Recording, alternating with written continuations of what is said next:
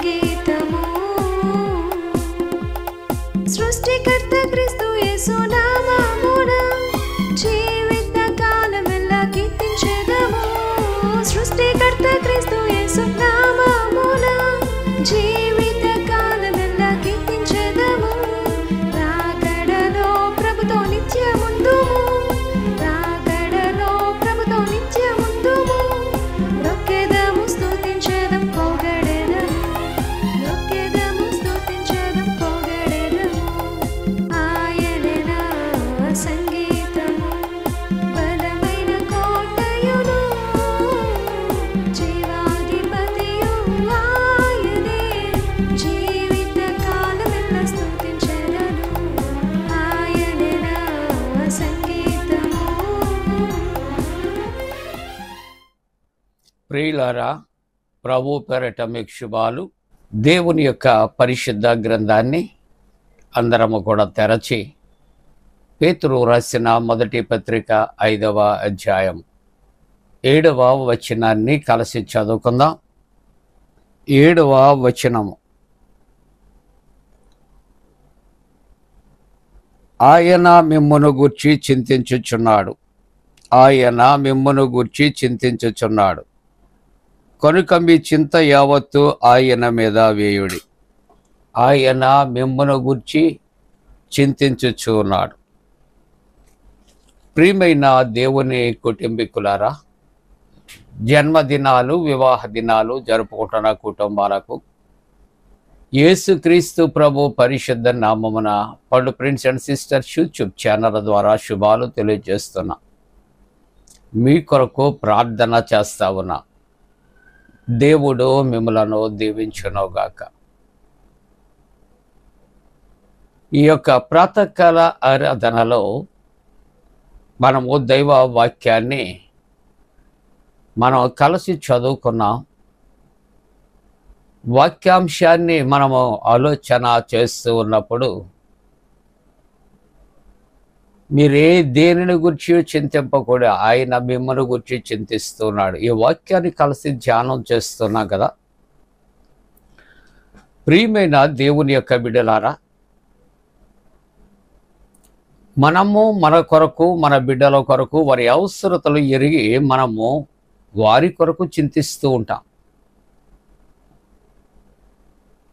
మరి అటువంటప్పుడు మన పరమ తండ్రి అయినటువంటి దేవుడు తన బిడ్డలమైనటువంటి మన కొరకు ఆయన చింతించడా ఒక ప్రశ్న. కాబట్టి లోకములో అనేక రకాలు చింతలు మానవుడు కలిగి ఉంటాడు. ఈ చింతలు యావత్తూ కూడా తొలగించేవాడు, కొట్టివేసేవాడు ఆయనే. దేవుని యొక్క వాక్యాన్ని మార్కు సువార్త 4వ అధ్యాయములో ఇక్కడ 35వ వచనము నుండి మనము ధ్యానము చేస్తూ ఉన్నప్పుడు యేసుక్రీస్తు ప్రభువారు తన శిష్యులతో ఆయన సముద్రం మీద ప్రయాణిస్తున్నటువంటి సందర్భం మనం అందరము ఎరిగినటువంటి వారం. ఆ పరిస్థితిని మనము జ్ఞాపకం చేసుకుంటూ ఉంటున్నప్పుడు ఇక్కడ దేవుని యొక్క వాక్యములో మనం చూస్తూ ఉంటుండగా 37వ వచనంలో చూస్తూ ఉన్నప్పుడు అప్పుడు పెద్ద తుఫాను దిగి ఆయన ఉన్న దోణి మీద అలలు కొట్టినందున దోణి నిండిపోయారు. ఇక్కడ ఒక సంగతి, ఒక ప్రాముఖ్యమైన విషయాన్ని మనం గుర్తించాలి. ఆ దోణిలో శిష్యులతో యేసు ప్రభువు కూడా ఉన్నాడు అనే సంగతిని మనం గుర్తించాలి. యేసు ప్రభు వారితో ఉన్నప్పటికీ కూడా తుఫాను సంభవించింది, అలల చేత దోణి నింపబడింది. కాబట్టి దేవుని యొక్క వాక్యములో మనము ఆలోచన చేస్తూ ఉన్నప్పుడు దేవుడు ఉన్నా, దేవుడు లేకపోయినా, దేవునిని కలిగి ఉన్నా, దేవునిని మనం విడిచి ఉన్నా, తప్పనిసరిగా శోధకుడు శోధనలు కలుగు చేస్తాడు, చింతలు కలుగుతూ ఉంటాయి. కానీ మనం గుర్తించవలసినటువంటి సంగతి, గమనించవలసిన సంగతి ఏమిటి అని ఆలోచన చేస్తూ ఉన్నప్పుడు దేవుని లేని కుటుంబాలలో చింతలు కలిగిన, సమస్యలు కలిగిన నిలిచిపోతాయి. సమస్యలు అనేవి ఎప్పుడూ కూడా జీవితంలో తుఫాను వలె మీదకు వస్తుంది, అలల వలె ఆటంకాలు కలుగు చేస్తుంది. కానీ యేసు ప్రభు మన నావికుడిగా మన జీవితాల్లో ఉన్నప్పుడు శ్రమలు అనే తుఫానులు అలల వలె మనల్ని కొట్టి చింతలు కలిగిస్తున్నప్పటికీ కూడా మనతో ఉన్నటువంటి ప్రభు మనకు కలిగినటువంటి చింతను ఆయన భరించి మనము చింతించడానికి బదులుగా ఆయనే మన కొరకు చింతిస్తూ అలల వలె కొట్టుచున్నటువంటి శ్రమలను, తుఫానుల నుండి తప్పిస్తాడు అని చెప్పటానికి ఈ వాక్య భాగాన్ని జ్ఞాపకం చేసుకుంటూ ఉన్నా. కాబట్టి 37వ వచనములో పెద్ద తుఫాను రేగి ఆయన ఉన్న దోణి మీద అలలు కొట్టినందున దోణి నిండిపోయారు. ఆయన సమయంలో ఆ దోణి అమరమి మీద తల పెట్టుకుని ఆయన ఉన్నాడు, తలవాల్చుకుని నిద్రించుచూ ఉండేను అని దేవుని యొక్క వాక్యము సెలవిస్తూ ఉన్నది. అటువంటి పరిస్థితుల్లో ఇక్కడ శిష్యులు వారు ఏ విధంగా ఆలోచన కలిగి ఉండాలంటే, తుఫాను కలిగిన, అలలు కొట్టిన మా యేసయ్య మాతో ఉన్నాడు అనే నిరీక్షణ కావాలి. అందుకే దేవుని వాక్యం అంటే నిరీక్షణ లేని ఇతరుల వలె దుఃఖముఖులై ఉండుట నాకు ఇష్టము లేదు. ఈ మాట మెమోరియల్ సర్వీస్గా మాత్రమే కాదు, నిరీక్షణ ఏ విషయాల్లో కోల్పోతున్నటువంటి ప్రతి సమయంలో కూడా దేవుడు లేనటువంటి వారు, దేవుని యందు నమ్మిక విశ్వాసము ఉంచనటువంటి వారు నిరీక్షణ లేకుండా దుఃఖపడుతూ ఉంటారు. కాబట్టి మనం ఆ విధముగా కాకుండా ప్రభు మాతో ఉన్నాడు అని నిరీక్షణ మనం కలిగి ఉండాలి.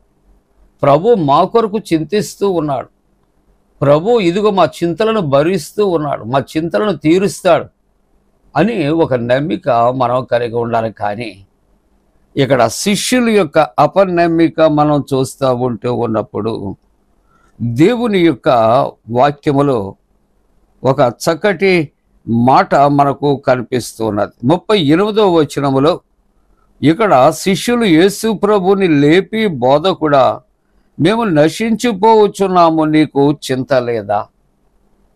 ప్రియా దేవుని బిడ్డలారా, మన బిడ్డలకు కాళ్ళలో ముళ్ళు గుచ్చుకుంటే సహించలేము.